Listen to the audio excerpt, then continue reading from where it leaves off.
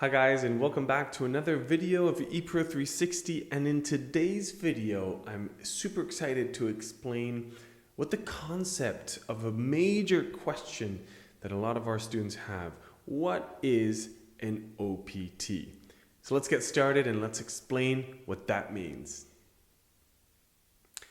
The first thing to point out is that an OPT is basically an optional practice training, and that is in stark contrast to a CPT, a curriculum practice training.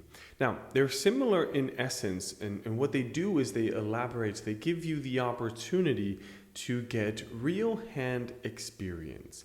Now, the CPT, the curriculum practice training, is exactly that. It's part of your curriculum, so it's always going to be tied within your program. And you typically do that either during your studies or over the summer break. But you have to do it while you're a student, while you're pursuing your degree, your master's, your undergraduate, or even your associate's degree. So that's basically a CPT. Now, will it come with a pay? Well, that depends on the company. Some do pay students for their CPTs. Some maybe cover their gas mileage. Others perhaps help them a little bit with their food expenses for having to move in and work in the office and eat at the office. But overall, you can't really expect to earn that much money with a CPT. It's a great way, as I mentioned, to just get practical experience in your work field. Now, that's very different from the optional practice training because, in fact, it is optional. Not every student has to take it. But when you finish your degree, that is one of the limitations. You have to have completed your degree of study. You are eligible to work for 1 year in the US, earning the salary of your work bracket. Meaning, if you're working as an engineer because you studied mechanical engineering, you will be earning an engineer's salary. If you worked as a teacher and you find a job OPT-wise as a teacher or a professor, you will be earning that salary range as well. If you studied an MBA and you work as a business consultant, they will be paying you as a business consultant. So you can make quite a bit of money depending on the area of work that you pursued. Now, is it only allowed to stay for 1 year? I'm afraid that has two answers. For the first and the more basic one is yes, you have to stay only 1 year. You cannot extend that, except if your degree falls under the umbrella of what the government considers STEM programs. And what that is S for science, T for technology, E for engineering, and M for math, STEM.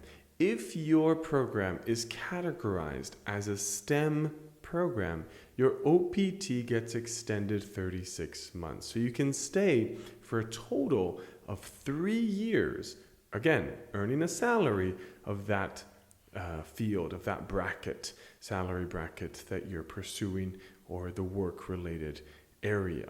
So that's a big, big difference, and that's why it's very important, specifically for master's students. Undergraduate, you can sometimes transfer to a program that is STEM designated the last year, the second to last year. But those MBA students or those graduate students, I'm looking specifically at you, it is important to find a program, specifically if there is one that is STEM designated versus one that is not, to choose the one that actually has that STEM designation, because it will allow you to get a return on your investment much faster than perhaps having to leave after 1 year. Now, to kind of explain that last little bit detail a little bit more, what will make my program STEM? Well, to point out something very basic, the university is very free to create their own curriculum. It's very the practice is very open to accommodate what, for example, the market is demanding. If we look at MBA specifically, it's a great example. Over the last 20, 30 years, they've added on a lot of different specializations or emphases, whereas in the past you didn't necessarily need that. It was just the broad concept of business was enough. However, now you have to add on entrepreneurship, or you have to add on cybersecurity, or you have to add on financial investment to that MBA program, because they need a graduate student that is specialized in a specific area.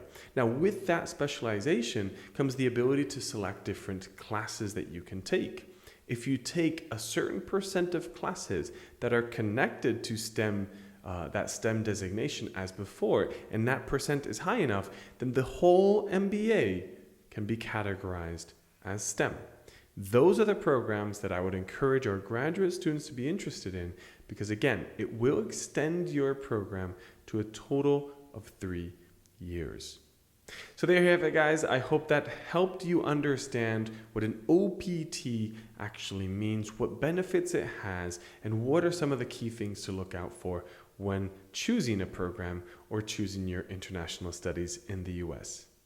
Thank you very much once again for watching these videos. Don't forget to like and subscribe to get notified whenever we make more publications or we explain further details more in depth. Thank you very much.